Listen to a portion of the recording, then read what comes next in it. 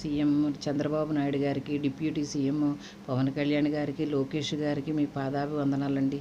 నేను అంబేద్కర్ కోనసీమ జిల్లా మందపల్లి, కొత్తపేట మండలం మందపల్లి నుంచి మాట్లాడుతున్నానండి. మేము శనేశ్వరుడి గుళ్ళో అర్చకురాలనండి. మేము నా భర్త 2009లోనే మిస్ అయిపోయారండి. నాకు 2 ఆడబిడ్డలండి.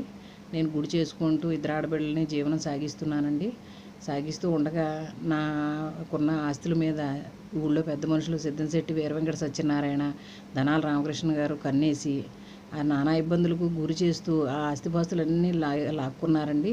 నేను కష్టపడి కోర్టులో వేసుకుని పర్మనెంట్ ఇంజక్షన్ ఆర్డర్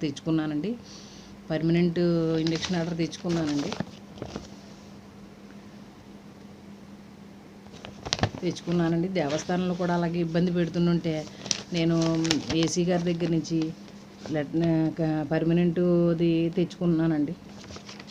తెచ్చుకున్నానండి. నేను పర్మనెంట్గా ఉండేలాగా నేను ఆర్డర్ కాపీ తెచ్చుకున్నానండి. దేవస్థానం నుంచి, దేవాదాయ ధర్మాదాయ శాఖ నుంచి తెచ్చుకున్నానండి.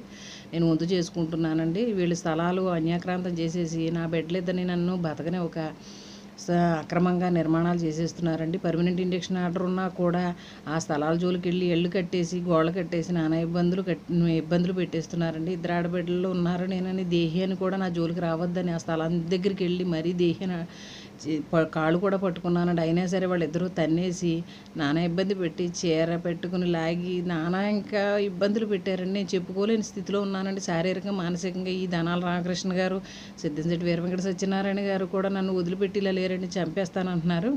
మా పాప చిన్న పాప ఉండగానే మాకు పాప మీద మైనర్ బాలికగా ఉన్నప్పుడే చాలా ఇబ్బందులు గురి చేశారండి. పోప్సో కేసు ఉంది ఆ పాపది. అయినా సరే ఆ కేసు కనుక కొట్టేయకపోతే మేము ముగ్గురిని చంపేస్తారని బెదిరిస్తున్నారండి. నా ఆస్తిపాస్తులన్నీ అన్యాక్రాంతం చేసేసారండి. నేను ఒంటరి ఆడపిల్లని.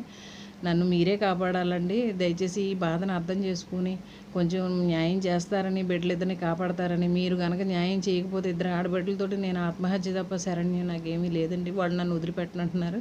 ఇంటికి కూడా వచ్చేస్తున్నారండి. ఇద్దరు ఇంటికి వచ్చేసి కొట్టడం, తిట్టడం, నానా బాధలు పెట్టేస్తున్నారు. అసలు బ్రాహ్మణులను కూడా ఒక విధానం లేదండి. బ్రాహ్మణులు లేదండి, అసలు చూడలేదండి. వాళ్ళు అసలు బ్రాహ్మణులు మా జోలికి రాకూడదని కూడా లేదండి. అసలు దయచేసి దీని మీద మా బిడ్డల్ని నన్ను కాపాడి మమ్మల్ని రక్షించండి.